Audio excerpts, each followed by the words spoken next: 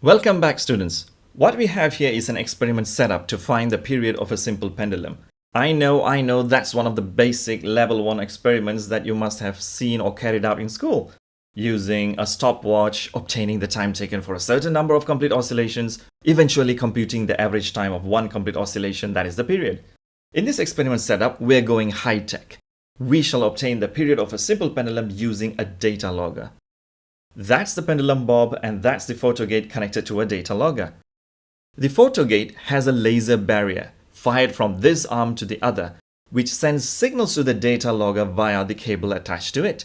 The photogate will send data signals such as when the barrier is crossed and the duration of crossing it. And with those information, the logger can compute present and log accurate timing information, which we can then retrieve and carry out further analysis.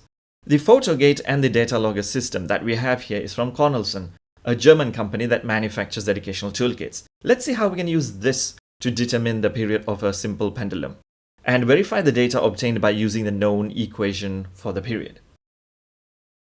With the data logger turned on, going through the options available, we select the measurement of time, and that too, the very specific option of obtaining the period at input A of the logger to which the photogate is connected to. Next, the positioning of the gate. The light gate is mounted such that the light beam from the photogate is at the pendulum bob's lowest position.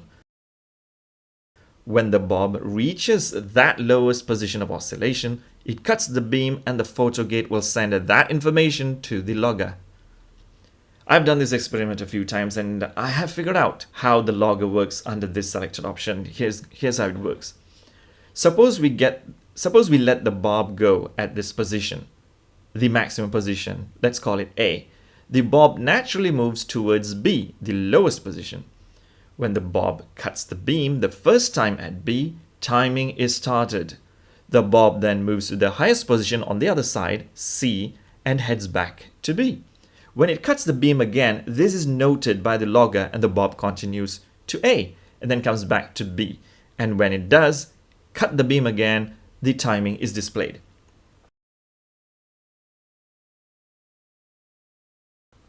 Therefore, regardless of which position we release the bob, the timing is started at the first pass and stopped at the third pass. This constitutes one complete oscillation. The time logged and displayed is definitely the time taken for one complete oscillation, that is the period capital T of the pendulum. That third pass at B starts timing for the second oscillation, and 2 passes later the period displayed is updated and logged, giving us the period of the second oscillation, and so on. You get the idea. And as with all experiments, we must take multiple readings and their average. Let's carry out the experiment. The pendulum bob is raised and released at point A, and at the end of every complete oscillation, the period T is displayed and logged. The period of a few oscillations is obtained and the average taken. This logger also displays the average of the period. It's shown right here.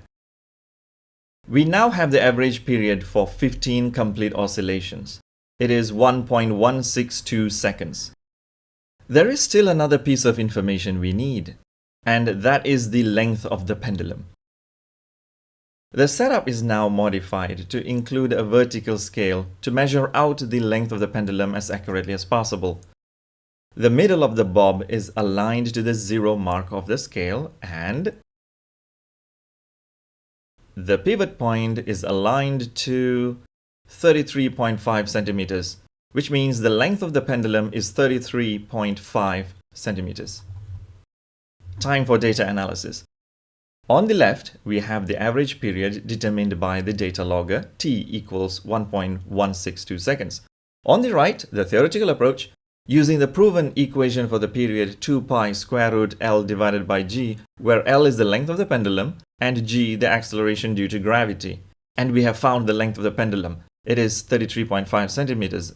And using the more accurate value for G, taken as 9.81 meters per second square, substituting L and G into the equation gives us 1.161 as the period of the pendulum.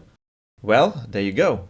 We have the data from the data logger as well as data from our theoretical analysis, and both our analysis does show that the data from the logger and that derived from the equation does match. they validate each other. With that, we conclude this experiment. See you students in the next round.